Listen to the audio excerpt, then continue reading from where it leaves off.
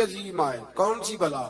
ان اللہ و ملائکتہ، فرمایا بے شک اللہ اور اس کے فرشتے یصلون علی النبی، نبی کریم پر درود بھیجتے ہیں۔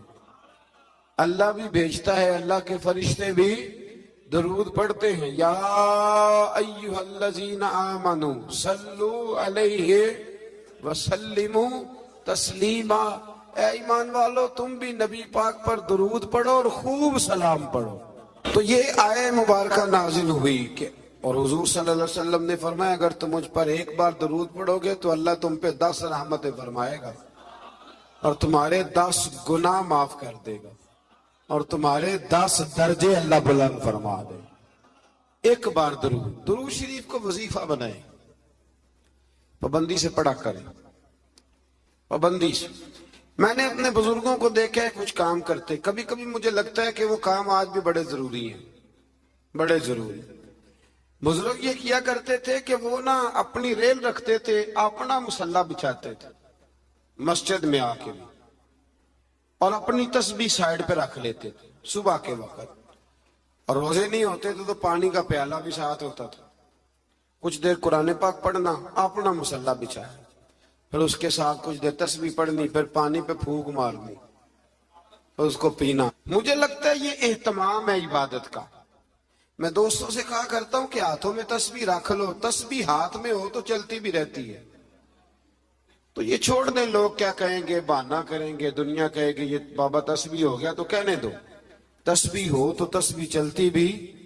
سمجھ آ گئی یہ بات کی؟ تو اہتمام کریں، یہ 20 منٹ 10 منٹ مصلی پہ بیٹھ کے درود شریف پڑھیں۔ ہمیں موقع مل جائے تو ہم پڑھ لیتے، کچھ کہتے میں گاڑی چلاتے چلاتے پڑھتا ہوں۔ میں نے کہا یہ سارے طریقے ٹھیک ہے، پر میری رائے ہے کہ مصلی بچھا کے، خوشبو لگا کے، اچھے کپڑے پہن کے، مدینے کی طرف منہ کر کے، یعنی حضور کی بارگاہ میں سلام عرض کرنا ہے نا جی، حضور کی بارگاہ میں، تو پھر پورے اہتمام سے سلام پڑھیں۔ اللہ توفیق عطا فرمائے۔ اسی طرح سلیمان علیہ السلام کے معجزات کا ذکر ہے کہ ہوا ان کے تخت کو تیز رفتاری کے ساتھ اڑا کر لے جاتی تھی، اور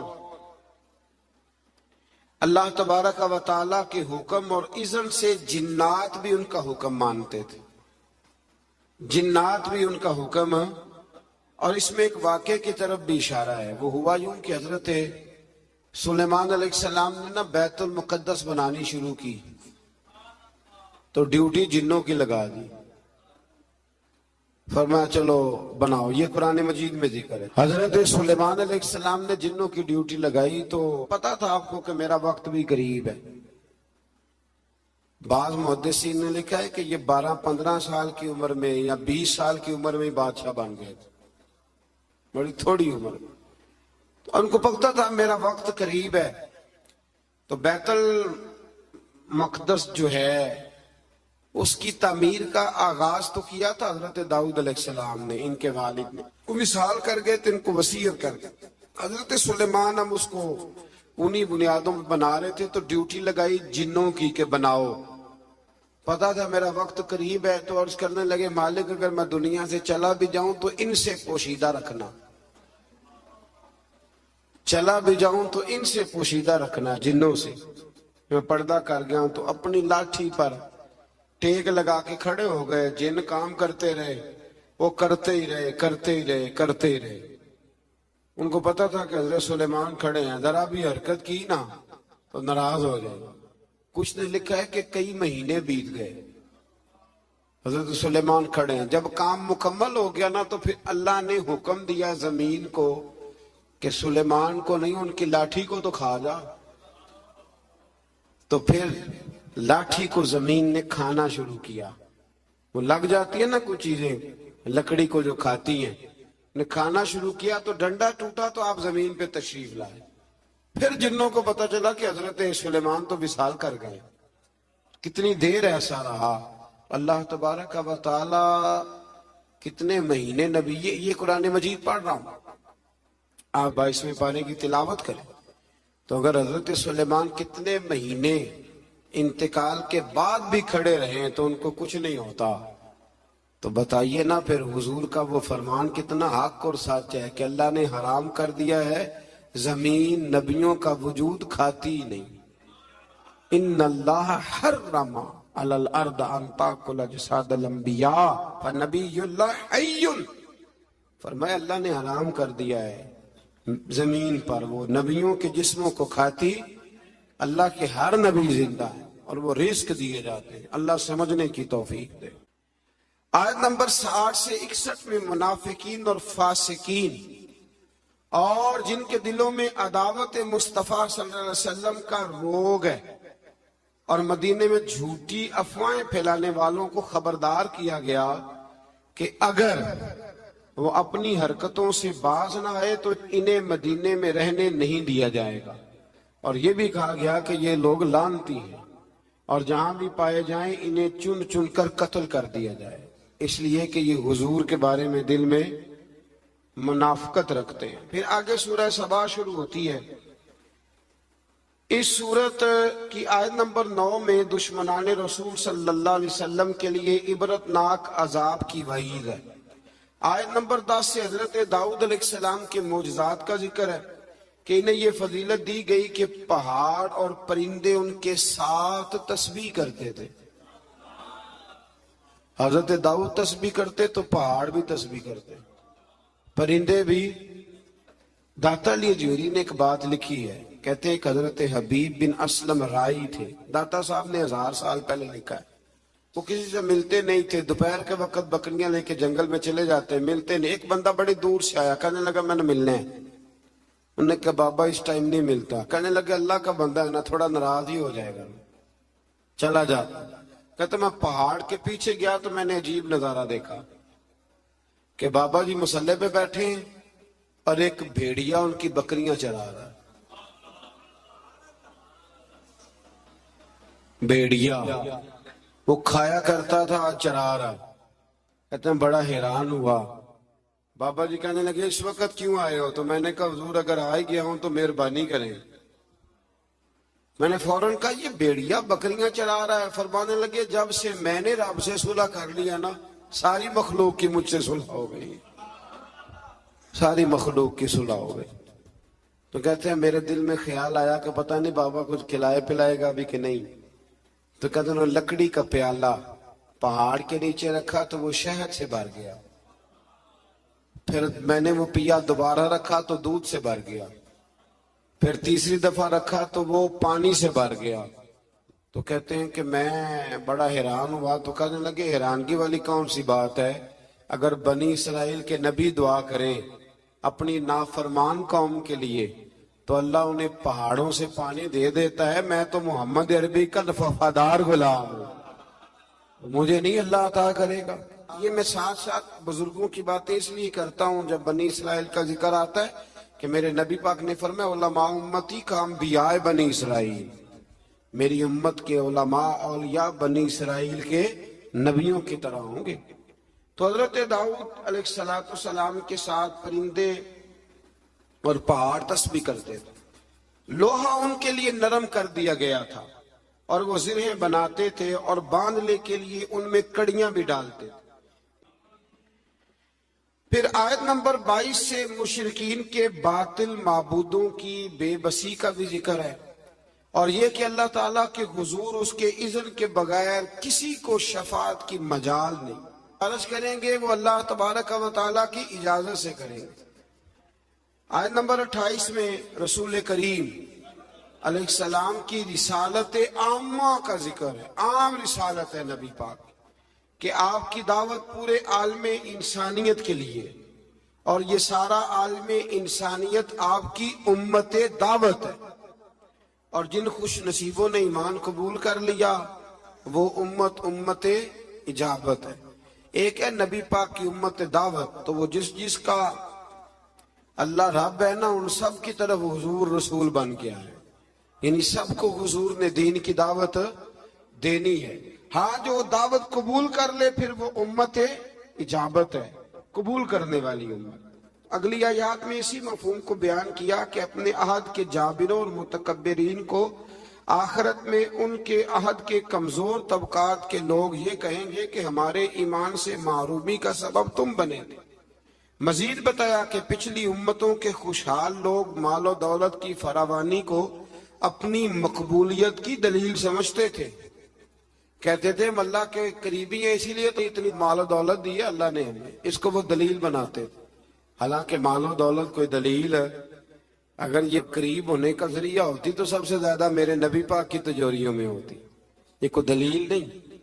اللہ نے فرمایا کہ اس کا قرب مال و دولت کی فراوانی سے نہیں ملتا بلکہ ایمان اور عمل صالح کی دولت سے ملتا ہے، اور رزق کی کشادگی یا تنگی کا تعلق کسی کی فضیلت یا بے توقیری سے نہیں ہے، بلکہ یہ اللہ تعالیٰ کی حکمت ہے کہ کبھی وہ نعمتوں کی فراوانی امتحان کے طور پر فرماتا ہے اور کبھی آزمائش میں مبتلا کر کے بندے سے امتحان لیتا ہے۔ آیت نمبر 40 میں اللہ تعالیٰ کے فرشتوں سے سوال کہ کیا یہ لوگ تمہاری عبادت کرتے ہیں؟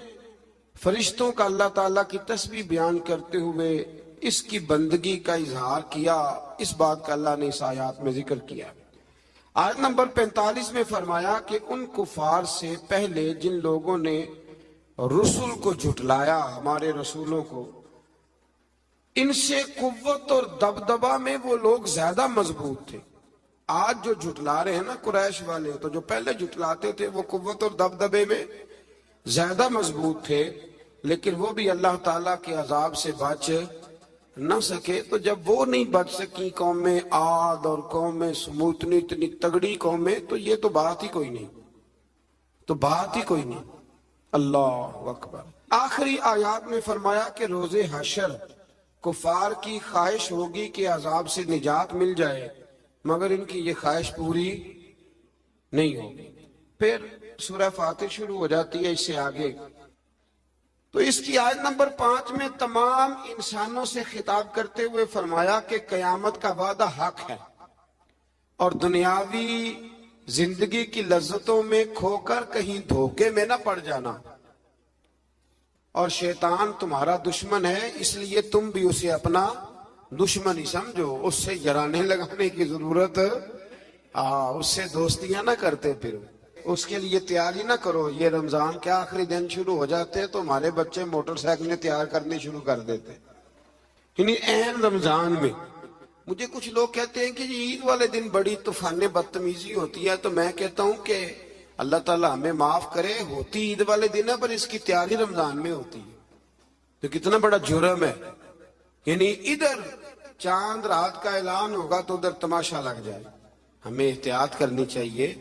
حضور علیہ السلام نے فرمایا تو یہ جو چاند رات ہوتی ہے نا، یہ تو مزدور کو مزدوری ملنے کا وقت ہوتا ہے، تو لوگ ہیں کہ وہ کھیل کود میں لگ جاتے ہیں۔ اللہ سمجھنے کی توفیق دے۔ آیت نمبر 9 سے 13 تک ایک بار پھر اللہ تعالیٰ کی قدرت کے تحت بارش کے نظام کا ذکر ہے۔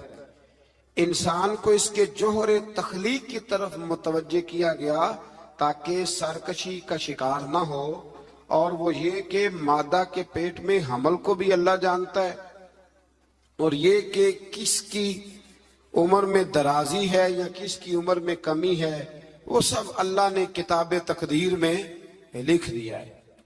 آیت نمبر 12 سے فرمایا کہ میٹھے اور کھارے پانی کے سمندر برابر نہیں ہوتے، میٹھے اور کھارے پانی کے سمندر برابر نہیں ہوتے، لیکن فرمایا سب سمندروں سے تمہیں مچھلی کا تازہ گوشت ملتا ہے، پانی جیسا بھی ہو، اور تم ان سے پہننے کے زیور بھی نکالتے ہو، اور کشتیاں پانی کو چیرتی ہوئی چلی جاتی ہیں۔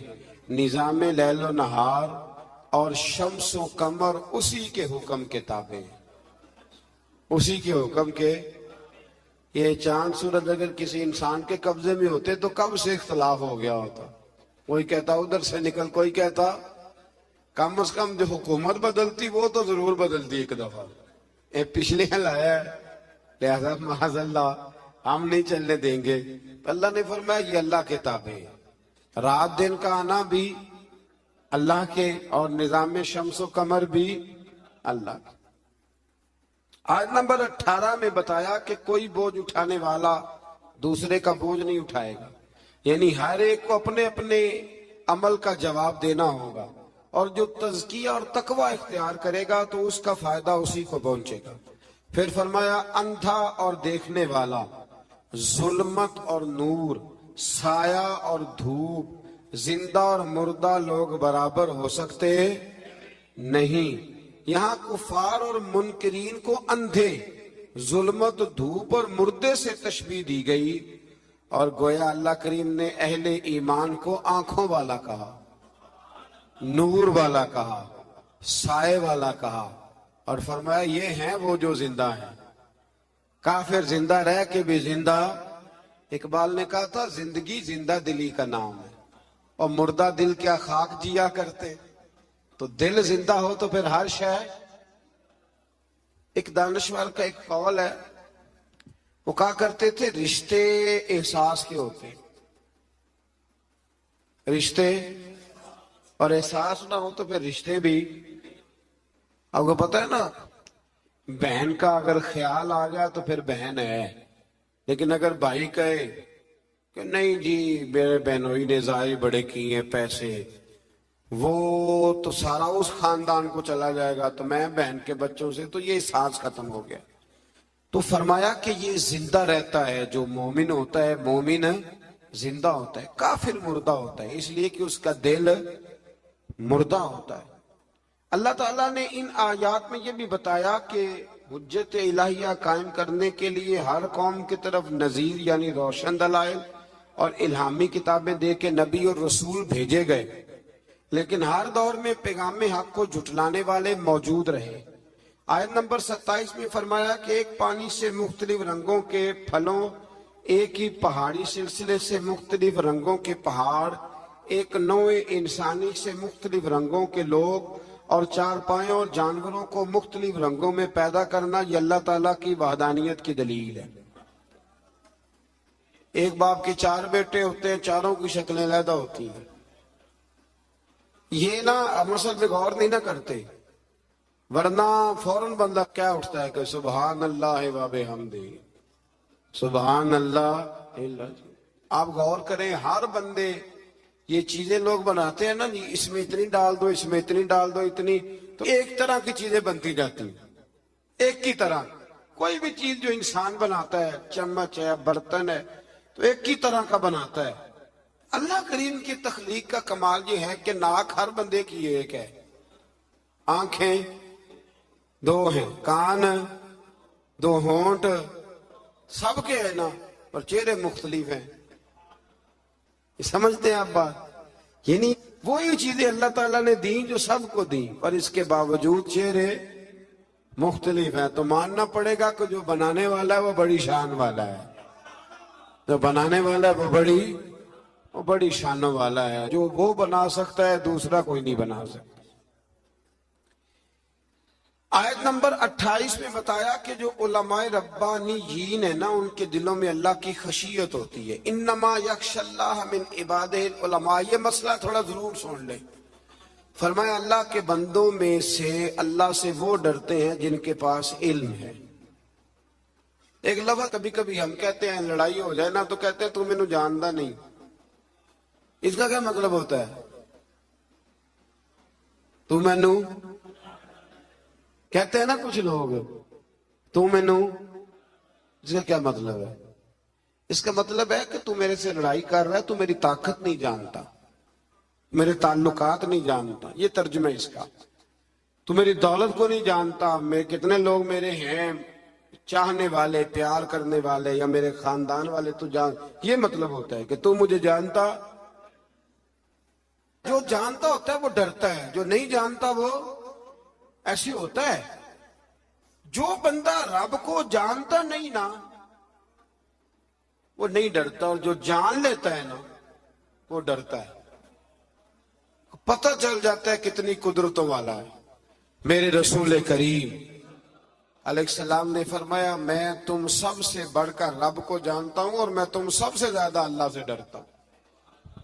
اس لیے زیادہ باتیں کرنے والا عالم نہیں ہوتا، اللہ سے زیادہ ڈرنے والا عالم ہوتا ہے۔